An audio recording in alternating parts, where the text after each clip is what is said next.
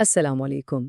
तो जनाब, क्या आपने मोनार्क एलिवेटर कंट्रोलर ऑन किया और सामने आ गया एरर 51? अगर ऐसा है तो परेशान होने की बिल्कुल ज़रूरत नहीं। ये एक बहुत ही आम मसला है। आइए देखते हैं कि इसे कदम ब कदम कैसे ठीक करना है।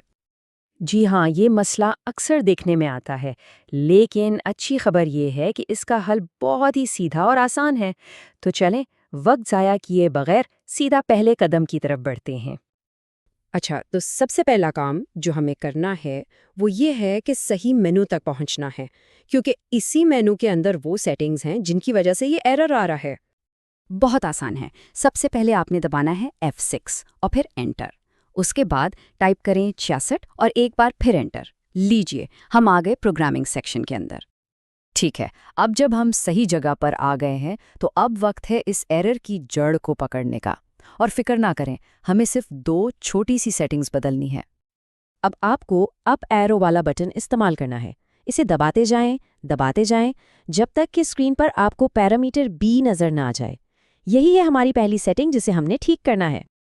यहाँ ज़रा ध्यान दीजिएगा, आप देखेंगे कि बी की वैल्यू 1 है। हमें इसे बदलकर 0 करना है।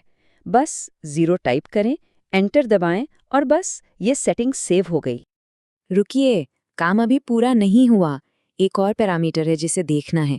इसी मेन्यू में आपको B05 ढूंढना है और ये पक्का करना है कि इसकी वैल्यू भी 0 हो।